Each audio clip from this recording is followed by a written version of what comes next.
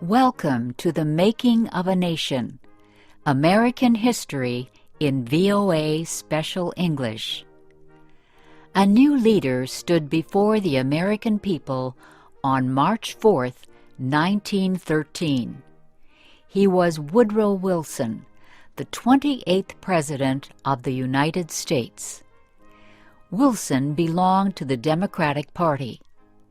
He was progressive in his belief that government should take an active part in efforts for social reforms.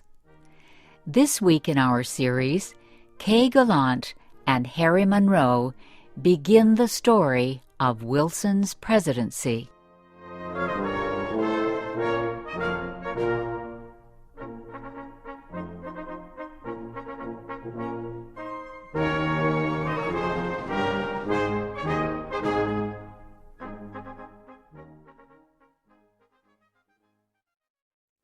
Woodrow Wilson had spent most of his life at Princeton University. First, he was a professor. Then he was university president. Next, Wilson was elected governor of the state of New Jersey.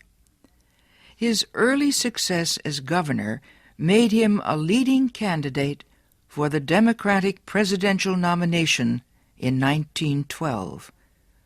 Wilson traveled widely around the country during the campaign. He made speeches to many groups.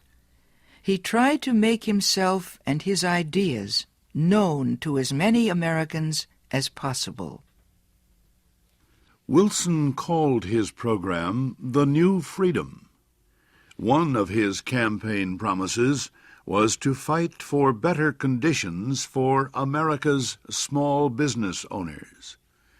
Such proposals helped him win the Democratic nomination for president. Then he defeated President William Howard Taft and former President Theodore Roosevelt in the election.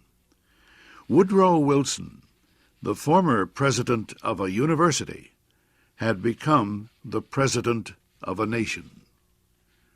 The largest crowd in Washington, D.C.'s history welcomed Wilson outside the Capitol building on the day of his inauguration. He called on the American people to join him in making the country a better place. "Our duty," Wilson said, "is to correct the evil without hurting the good. I call all honest men, all patriotic, all forward-looking men to my side."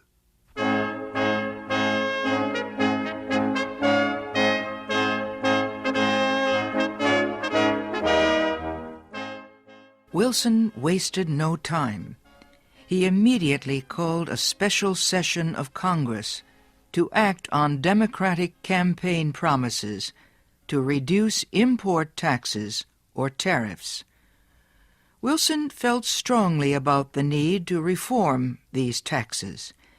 He broke tradition by leaving the White House to appear before Congress in person to appeal for his tariff proposals. Many members of Congress opposed Wilson's plans, but the new president used the results of a Senate investigation to win the fight. The investigation showed that a number of senators owned companies that depended on high tariffs for their profits.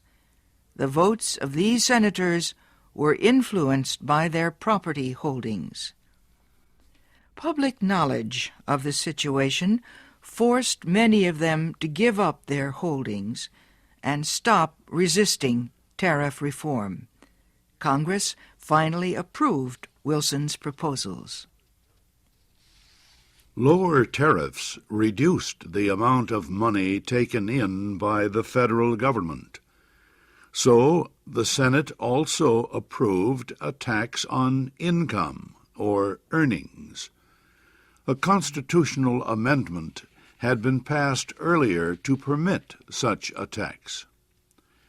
President Wilson and the Democratic Party were pleased with the new tariff and income tax bills. But they were far from finished. Next, they turned their efforts to reform of the banking industry. For several years, many people had recognized the need for changes in the banking system. The old system of uncontrolled private banks had developed years earlier, before the United States became a major industrial nation. Many people agreed that a more modern system was needed, but they could not agree on details. President Wilson said control of the nation's wealth was held by too few men.